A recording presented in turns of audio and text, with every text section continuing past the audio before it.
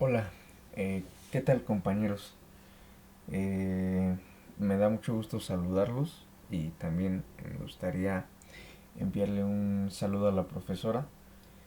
Por cuestiones laborales me fue imposible asistir a la clase, pero bueno, me di a la tarea de grabar un pequeño video para ustedes, ¿no? Para continuar con la exposición de mi compañera y yo, ¿no? Sobre Tepito, ¿no? Bueno, a mí me tocó hablar un poco sobre algunas prácticas culturales y sobre todo económicas que se llevan eh, en esa, digamos, en ese espacio, ¿no? De la Ciudad de México, conocido como Tepito, ¿no? Y también me tocó hablar sobre algunos aspectos culturales, ¿no? Sobre todo en el ámbito quizá artístico, ¿no? Y en el ámbito también de la política exterior de México.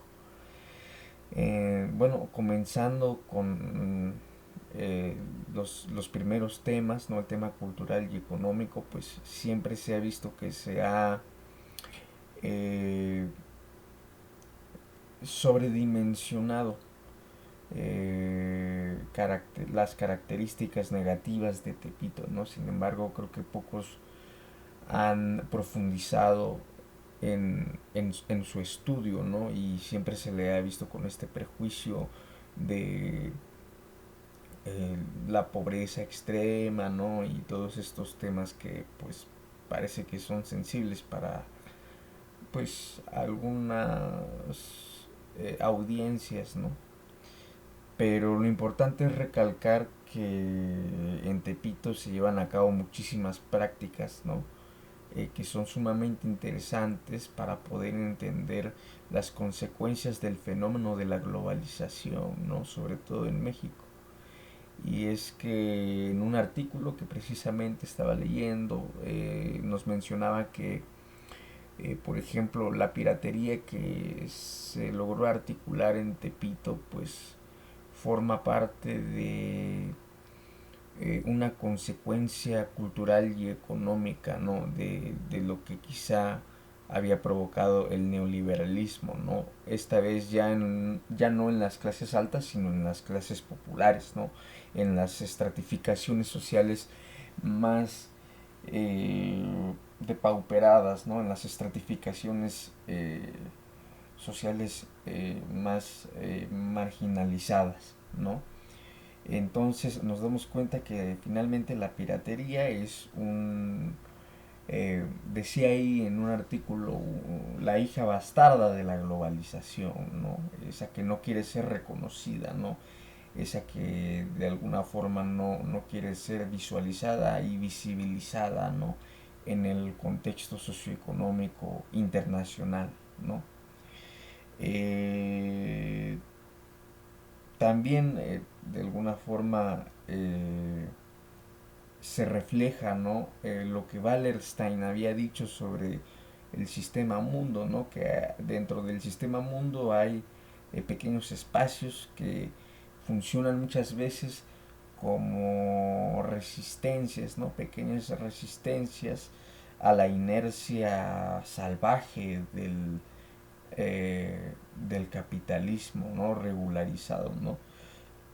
Es por eso también que se menciona ahí que muchas veces Tepito siempre va deambulando entre lo ilegal y lo legal, ¿no? Ese binomio allá en Tepito no existe, ¿no? Por lo tanto, hay ahí otra forma de entender al mundo, ¿no? Otra forma de vivir el mundo y otra forma de entenderlo, ¿no? Y de vivir su cotidianidad, ¿no? Por otro lado, ¿no? Y bueno, apresurándome porque el tiempo siempre nos está apresurando, tendríamos que hablar del ámbito artístico de Tepito como parte de la Ciudad de México, ¿no? Sí, sabemos que Tepito también tiene una producción artística, ¿no? Y que estas producciones pues han tenido, digamos, oportunidad, ¿no? De exponerse en, pues no sé, en varios países, ¿no? Y lo demás. Lo relevante aquí es que muchas veces el Estado, ¿no? Y es de lo que hablábamos al principio con la profesora Cristina, el Estado no promueve las configuraciones o las manifestaciones estéticas y artísticas de Tepito, ¿no? Y tiene mucho que ver porque muchas veces el Estado, ¿no? Mexicano siempre proyecta la simbología nacional a partir del pasado colonial de las ciudades mexicanas, ¿no? Y entonces, por ejemplo, sabemos que Puebla es un ejemplo, ¿no? Ya es reconocida como patrimonio de la humanidad, ¿no? Y sin embargo, ¿no? Se proyecta esa imagen hacia afuera, pero no se proyectan esas otras imágenes que podrían dar eh, vergüenza, ¿no? Que podrían lacerar la imagen cultural de México, ¿no? Entonces es importante reconocer que la proyección cultural que el Estado mexicano ha promovido a través de su política exterior sigue siendo una manifestación de un clasismo tremendo, ¿no? De una especie de discriminación también, ¿no? El hecho de no querer eh, de no querer que México sea visualizado desde esos espacios, ¿no?